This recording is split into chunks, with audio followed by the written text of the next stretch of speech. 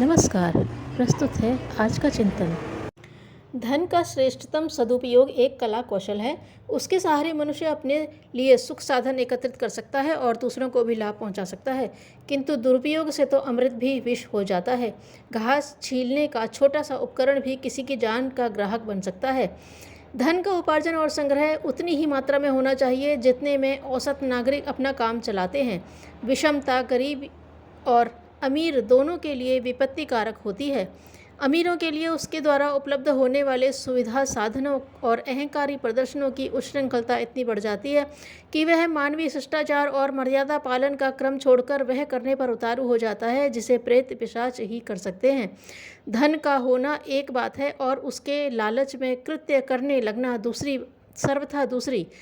बैंकों में राजकोषों में धन जमा रहता है, पर उसके अधिकारी उसे मात्र सार्वजनिक अमानत मानते हैं और सुरक्षा के हर संभव उपाय करते हैं। उसमें से उतना ही अंश प्राप्त करते हैं जितना कि उनका निर्धारित वेतन होता है, पर लोभ के वशीभूत तो एक प्रकार का उन्मादी हो जाता है।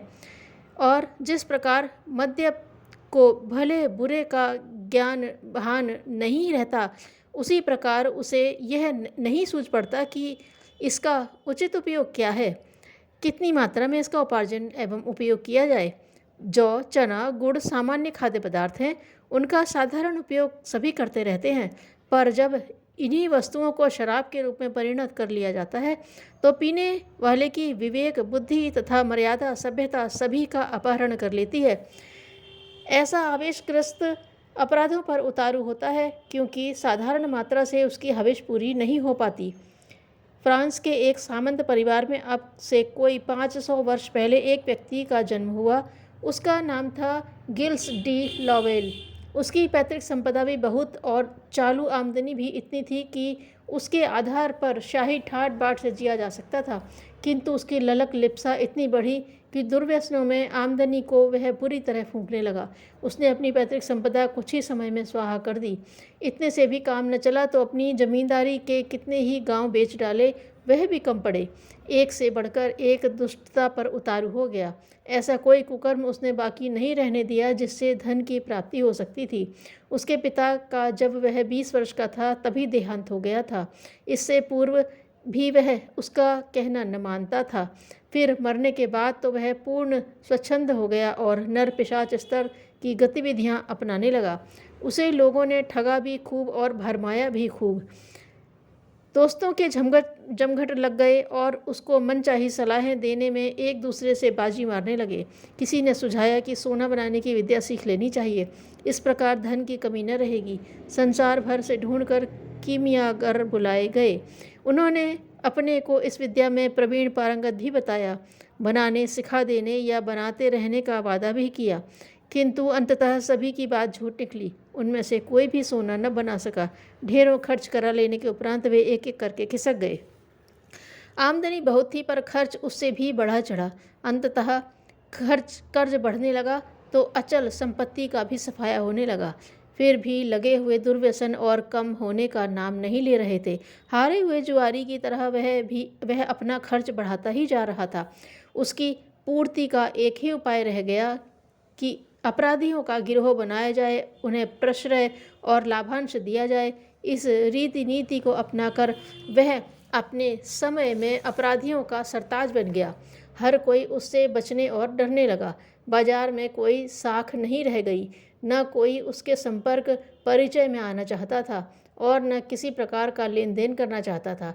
मित्र बनाने और बढ़ाने के लिए वह मुक्त हस्त से धन खर्च करता था, पर सच्चा मित्र और सलाहकार एक भी न मिला। जो मिला सो उससे अपना उल्लू सीधा करता रहा। अन्य उपाय इच्छित धन नहीं दे सके। अपनाए गए तरीके को लोग ताड़ गए और पहले से ही सावधान रहने लगे। अब एक नया हथकंडा लोगों ने उसे समझाया। किसी तांत्रिक से भेंट कराई और उसकी सिद्धियों की बढ़ चढ़कर गुणगाथा गाई। कहा कि इसकी कृपा से गड़े खजाने मिल सकते हैं और इतनी दौलत हाथ आ सकती है जो हजारों वर्ष मनचाहा खर्च करने पर भी समाप्त न हो। इस तांत्रिक का नाम था लोवल। उसने अपनी तरकीबें सुझाई और नई विधियां बताईं। उसने कहा पिशाच सिद्ध कर लेने के लिए 10 कुमारी कन्याएं चाहिए। वे भी उसके गिरोह द्वारा जहां तहां से चुरा कर लाई गईं और उनकी बलि दी गई। अंत में किसी गर्भवती के भ्रूण की बलि देने की मांग की गई। एक से एक बढ़कर कुकृत्यों का सिलसिला चलता रहा, पर वह सोने की गुफा मिल ही नहीं सकी जिसमें अटूट सोना भरा हुआ था, जिसको दिलाने का उससे वादा किया गया था। गिल्स का विवाह एक राजकुमारी से हुआ था। वह पति को इन कुकृत्यों के दुष्परिणाम समझाया करती थी, इसलिए वह उससे भी चिढ़ गया और एक कमरे में बंद कर दिया। विवाह की खुशियां मनाने भी न पाई थी कि उसे इस यंत्रणा का शिकार बनना पड़ा। गिल्स का आतंक उसकी युवावस्था में सब ओर छाया रहा। पालतू अपराधियों के सहारे वह किसी का कुछ भी अहित करा सकता था, पर जैसे जैसे उसके धन के स्रोत सूखते गए, जवानी ढलती गई और बुद्धि ने साथ देना छोड़ दिया, वैसे वैसे ही उसके मित्र खिसक गए और वह सर्वथा अकेला रह गया। पत्नी भी वैसा समय देखने के लिए जीवित तो रही, पर कुछ नहीं कर सकी। उसके भाई भतीजे संबंधी कुछ सहायता भेज देते थे, उसी के सहारे वह उदार नारी किसी प्रकार अन्न पूर्ति की व्यवस्था बना दिया करती थी। गिल्स बड़ी तिरस्कृत, असंतुष्ट और भर्त्सना भरी परिस्थितियों में मरा। निराशा, कायरता और भीरुता में लिया गया धर्मावलंबन किसी के कुछ काम नहीं आ सकता। धन्यवाद।